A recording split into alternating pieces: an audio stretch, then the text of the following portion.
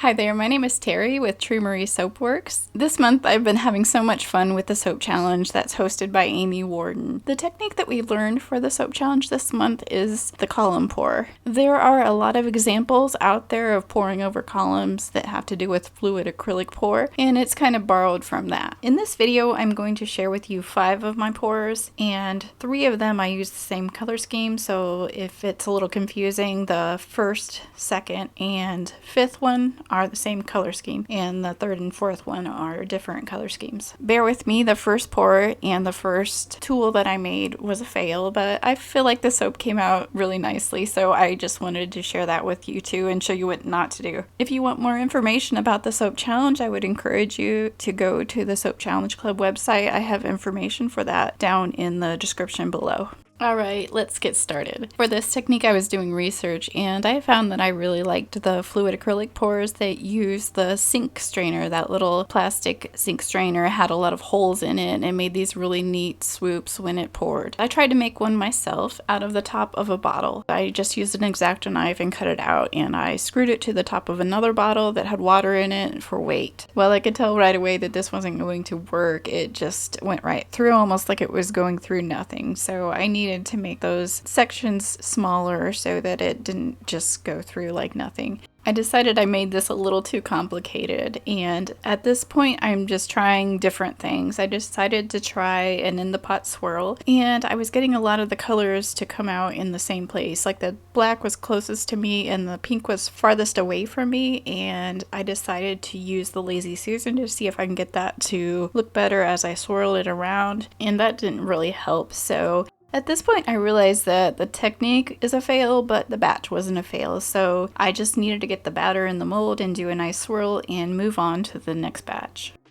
The first batch, I learned a few things. The first thing that I learned is that I need to change out the column tool and use something else, and I just decided to use a soda bottle for the next one. Another thing that I learned is that my recipe worked really well. If you're familiar with my goat milk soap recipe that I sell on my website, that's the one I've used. Of course, I use water instead of milk, but that worked really well. This one actually took 20 minutes to trace. Partially that's because I used a decelerating fragrance. I used pink grapefruit fragrance from Wholesale Supplies Plus. This is one of my go-tos when I need something to cooperate and stay fluid for a long time while I'm doing swirls. The next thing that I'm going to carry over is the colors. They really popped, and I got them all from Elements Bath & Body. They're pretty common colors, though you could probably get them anywhere, but the black and white are smooth coconut carbon and then titanium dioxide, and the rest are neons. Here is a look at how the bars came out for that first batch. I had a terrible time getting the camera to take a true color photo, and so I feel like it looks better in real life than it does in these photos here. For the next column tool, I used a soda bottle. It's a 12-ounce Fanta bottle. The reason why I picked it is because it's a smaller bottle. It doesn't take up a whole lot of space in the mold. And I cut it above the label, and I made some holes in it so that I could hang some washers, and I hung those washers just to add a little weight because the bottle's so light that I was afraid that it was going to get pushed around in the mold. I also cut some slits in the bottom, and that was kind of the same deal. I didn't want it to get pushed around in the mold, and I also did it so that the batter would flow inside there, and my thinking was that when I pulled out the column that a bunch of soap wouldn't displace and kind of distort the design. For this second attempt, I used about 1/3 of my batter for the bottom. You might not be able to tell, but I have a layer of white poured, and I just got all my batter to an emulsion, and I split off about 1/3 of it and colored it white, and then I got it to a light to medium trace and poured that over my column. So while that white batter is setting up, I'm coloring the other batters and getting them to the proper trace. And I still had some time to wait for this one because of the fragrance and the recipe. That worked well for me. I was very patient on my stick blending too. I did not get ahead of things. I didn't get in a rush, which I will tell you I did in the next 2 batches. But for this one, I was very patient, and I was rewarded for that. I poured the white batter first because I wanted to eliminate some of that scrunching up that happens, so I decided to go with 1/3 of the batter. By doing that, I only had to pour 2/3 of the batter at the end, so there would be 1/3 that doesn't have to be in there pushing on the other 2/3 of the batter. So I think it worked well as to not scrunch everything up and kind of distort things because of the shape of the mold. While watching this, I think that the next time I do it, I'm going to try to make those, let's say flower petals, they look like flower petals, like make them touch or almost touch every time you pour. So it doesn't really have to be a counting off, but just the amount to make those colors touch or almost touch. And so that's what I think I would try the next time I do it. And I am going to do another one. We'll see if it turns out good. You'll see it. But if not, you won't see it because I won't have time. But I will make time if I do a good one. I just got some new colors in the mail today from Nurture. So I'm excited to try the red that's called Trial by Fire. I also got a purple that I really want to try. So my next color palette will be different. For this one, my swirls were kind of haphazard. I didn't really like how they ended up. But my very last swirls, I figured out something. I really like that kind of scalloped look where they all kind of pull in towards the center. So this one came out great. I can't complain, but the swirl pattern just really bothers me. So I decided for the next ones I was going to try to pull everything into the center. Here's a look at how the bars came out for the second batch.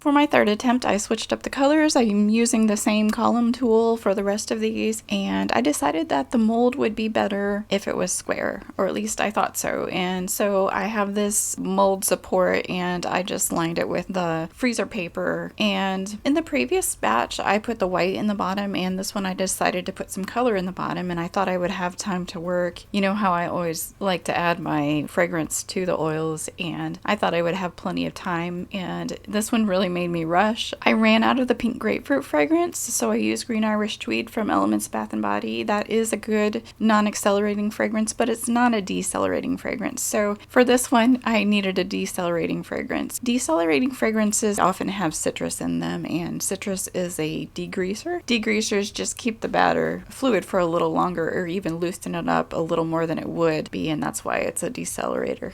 I was pushing it a little because I needed it to be fluid while I poured the first layer and then mixed up the second layer and poured that. I could have added my fragrance later, but I didn't. I learned a lesson. I got too comfortable on the first two batches that really were well behaved, and then this one, it kind of made me rush. And when I poured the second layer, it ended up kind of breaking up on the edges. The lines get a little displaced and jagged. That happened because of the thick batter. Jagged lines also happen because in the middle, your batter's pushing in one direction and it kind of gets to the edge and then it sort of starts to push back. So that part can't really be avoided. When you start to swirl the batter, that kind of goes away though, and it's not so noticeable. I don't know if you noticed it before, but my first 5 lines that I pulled in to the center were the lines that were made by the column tool. They get a little feathery, and from this I learned that all you have to do is pull those in towards the center and they will clean up nicely. From the last one, I learned that I really liked those scalloped swirls that I did. It was just kind of a set of 3 that I did at the very end, so I decided I'm going to pull all my swirls in toward the center. One thing I learned is that you need to pull that swirl tool out at the very center each time and try not to pull it out in other places because it just disturbs that batter. And also don't do any little swirls at the end or anything like that because it just mixes that batter. I also learned that that little part that we can fix at the end and add more batter, that got messed up too, so it's better just to pull your swirls in toward the center if you're doing it that way and then add the batter and then do a few more swirls on top of that. I tend to have a hard time knowing when to stop with my swirling, and for this one I just kept swirling and swirling, and I really like it until the point where I started swirling around in circles. I wanted to add a little more interest to the bars, and I don't really like that I took it that far. And so for the next one, I decided that I'm going to do a little swoop on my swirl and not pull it straight into the center, but do a little curve, but always end up right in the center. And so that's what I'm changing from this bar to the next. And I changed my colors too, but this is where I should have stopped. I still like how my bars ended up. The colors are a little iffy. I don't like those, so that's why I'm changing them for the next batch, but here's a look at the final cut for this batch.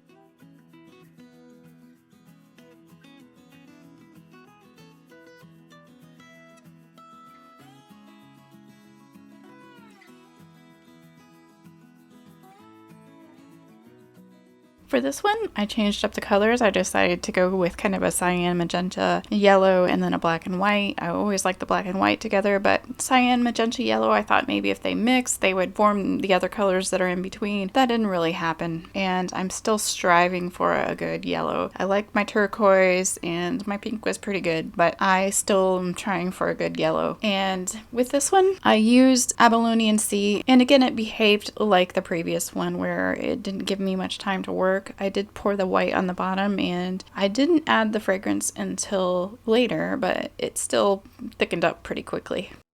Again, notice that the first swirl lines were the ones that were created by the columns. That just kind of fixes things a bit, and then I just started pulling everything in toward the center, but with a little swoop.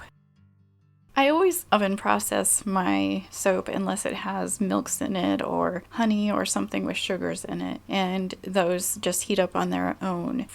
I force gel in them because a lot of times the low water soaps go through their gelling period more quickly and they can just stop right in the middle, and so you get a partial gel. So my oven processing just causes it to fully gel. For this one, it got glycerin rivers, and glycerin rivers usually comes from a combination of high water and a prolonged gel. So I know I didn't have high water, but I could have had a prolonged gel period. Things are heating up around here, and I just have to be more careful and probably just not even turn the oven on. Just put it in the oven so it stays warm from its own heat, but I don't really need to probably turn the oven on, or I could just use the light instead of giving that little initial blast of heat. Sometimes fragrances cause a heat up, but in this case I've used it before and I never had that kind of trouble with Abalone Sea from Wholesale Supplies Plus. I used it in my pointy layers video and it came out beautifully, so I don't know if any of you have ever had issues with heating up from that fragrance, but in the past I've never had those kind of issues. Anyway, you'll notice the crackle when you see the final bars, and I actually kind of fell in love with these bars when I was doing the beveling. I still really like them, and I do like the swoop that I made. So here's a look at the bars from this fourth batch. This photo gives you a closer look at the glycerin rivers that formed.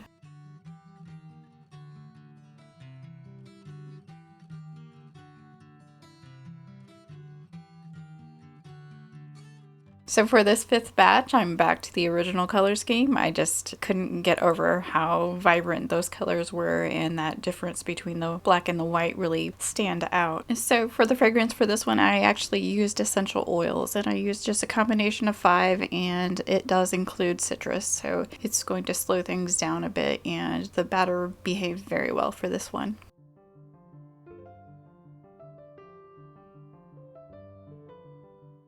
I'm going to delay covering up the middle and just start my swirls and try very hard to just pull that swirl tool out right in the middle to avoid mixing the colors too badly. For some reason I forgot that I was going to swoop this design, so I am going to try that on the next batch, just swoop it in so it's a little more interesting than straight lines. But I think this came out really well with straight lines, but it's just a little more interesting when it just has a little swoop to it.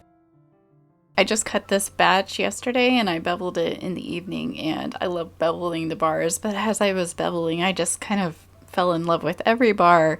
They reminded me of feathers, and the black and white creates depth and dimension. I just really love this color combination, but I think I have one more try in me for this technique, and if that turns out, I will try to get a video out for you next week.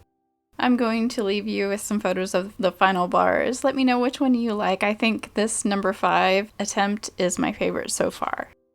If you want to catch my next video and you haven't subscribed to my channel, please subscribe and hit the bell for notifications, and please write comments. I read them all and I appreciate them. And thank you for your likes as well. If you're interested in the recipe I just used my goat milk soap recipe, but of course I switched the goat milk out for water. So that's available on my website, so check it out. Thank you so much, and I hope you have success with this technique. So happy soaping, and I'll see you back here next time.